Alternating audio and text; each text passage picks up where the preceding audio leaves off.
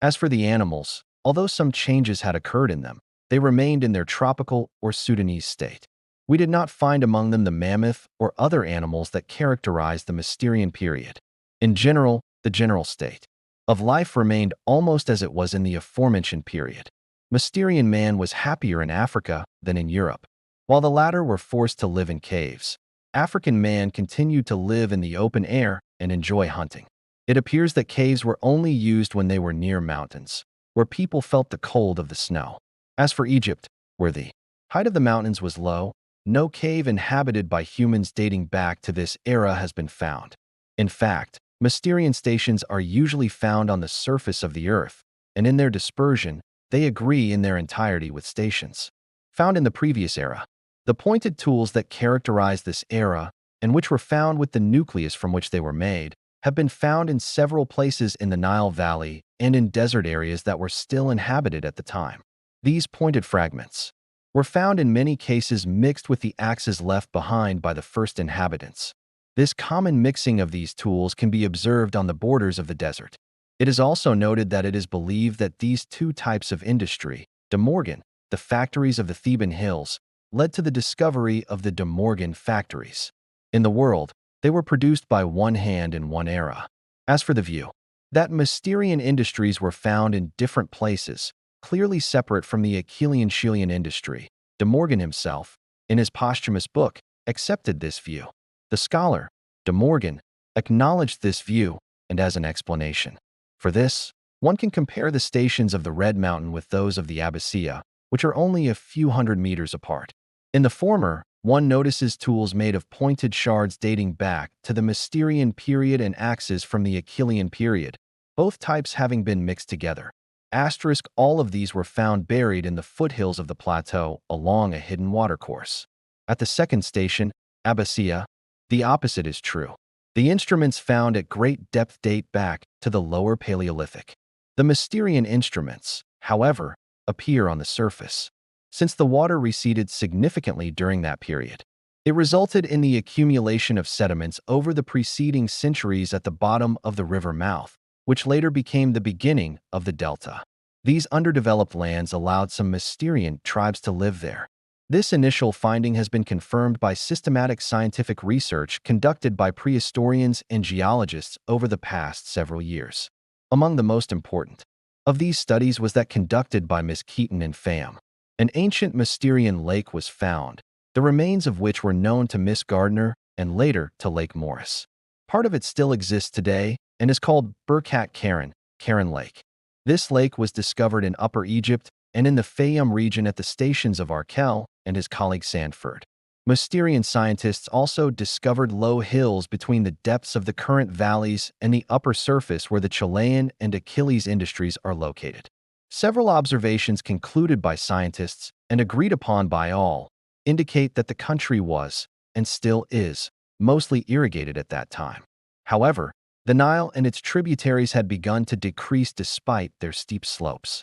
The river was then digging its course to a great depth, and at the same time, its course began to shrink, as is evident from the gradual shrinkage of its banks.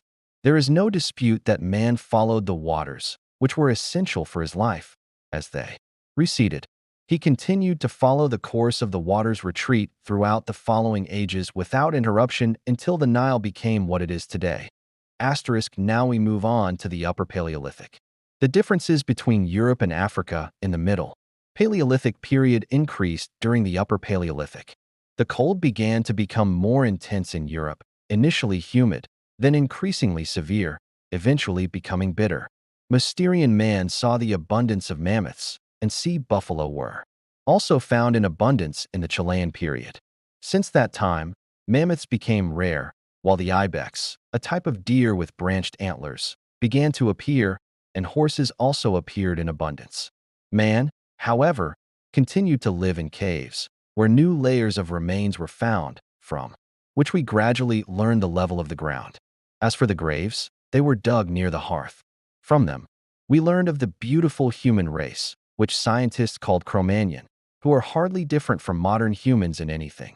What is surprising is that in those caves, manifestations of true art of the utmost perfection were found.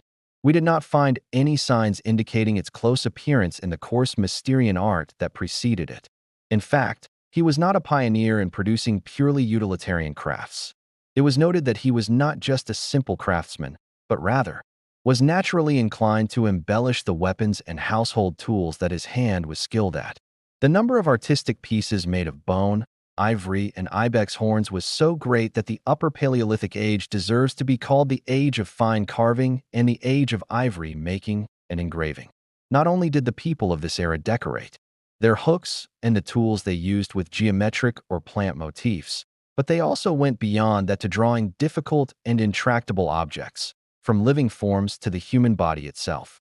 We see that images of mammoths, wild cows, and ibex were engraved on the walls.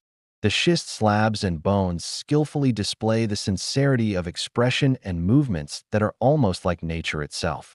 He also depicted other animals in large sizes, displaying a picturesque reality. He decorated the walls of his cave with these figures, painted in red or black. Sometimes they were depicted in relief or made of clay. These drawings and figures were often hidden at the end of rooms, barely accessible to humans. These were secret sanctuaries of an innate religion, where magical rituals and rites were performed, perhaps intended to place the hunter at his disposal the animals he wanted to hunt. The craftsmanship of this era was also distinguished by its careful use of slivers of squill. This is because the craftsmen of this era abandoned the Mousterian craftsmanship and returned to using the ancient core from which he extracted his beautiful weapons, which were distinguished by their length and thinness. In fact, through skillful refinements, he was able to craft from these simple squills various types of tools. It is often difficult for us to know how the people of this era used them, including engravers, toothed files, grooved blades, and backed blades. The three periods into which the Upper Paleolithic is divided are of little interest to the Egyptian historian. We will suffice here to point out that between the Aurignacian period, in which the art of decoration appears, and the Magdalenian period, in which this art reached its peak, the manufacture of polished two-sided slinging tools appeared in some Western industrial regions, known as the Solutrean period.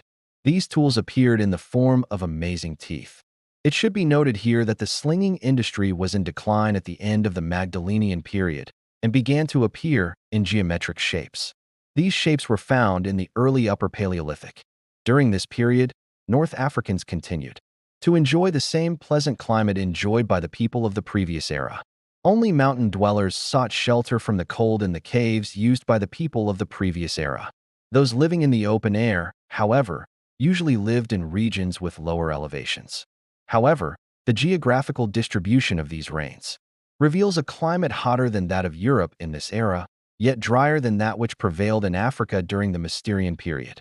Rainfall was less abundant, as it was insufficient to feed the rivers, which were declining, and the lakes, whose surfaces were shrinking. Consequently, the plants that grew on the plateaus began to diminish, and indeed, the regions began to turn into deserts. What had been green gardens became barren wastelands where thirst and the Black Death prevailed. Furthermore, animals, which were not very different from those of our time, did not migrate southward. Some were widespread, such as ostriches, gazelles, and ibex, as well as rhinoceroses, giraffes, and zebras.